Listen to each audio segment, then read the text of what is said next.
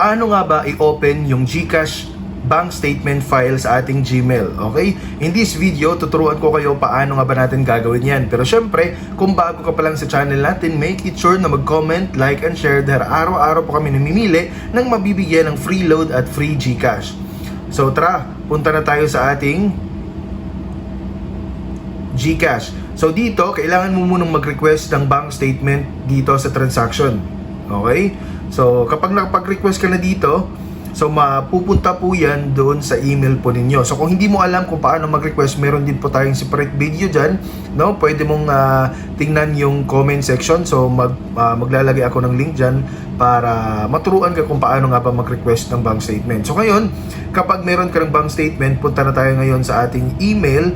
So halimbawa, meron tayong or nakatanggap na tayo ng bank statement from GCash. So your transaction GCash history or your GCash transaction history from January 1, 2024 up to 2026 of March 18. So ang kagandahan po dito, kahit 1 year pwede tayong mag-request, di ba? Pero kadalasan kasi pag sinasabi nating bank statement, so ang kailangan ng mga bangko for proof of income parang 3 months lang ata, last 3 months or last 6 months. So dito sa GCash pwede tayong mag-request up to 1 year to 2 years. Okay? So sabi dito, duration yan, yung mobile number ito. So para ma-open natin yung file, so tabunan ko lang yung ano guys ha. So cover ko lang. So to open this file, simply type your last name registered to your GCash wallet, followed by the last 4 digits of your GCash mobile number when asked for a password. So halimbawa, yung last name natin ay De La Cruz, so De La Cruz. Tapos yung last 4 digit ng mobile number natin, which is 1234, yan po yung ilalagay natin para ma-open natin yung file. Okay?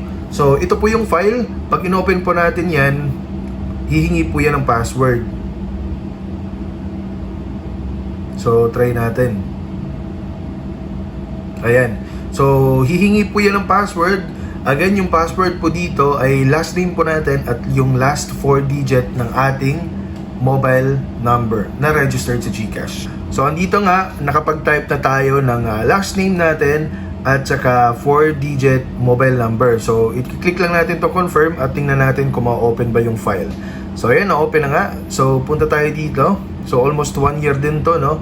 So, dito sa bandang baba, okay, makita natin dito, yung transactions natin ay umaabot din ng 2.7 million at 2.6 million. Okay? So, I hope guys na nakatulong tong video na to. Kung meron ka mga katanungan, make it sure na mag-comment down below. At syempre, pa-like and subscribe na rin dahil kagaya na sinabi ko, lagi kami namimili ng mabibigyan ng free load and GCash.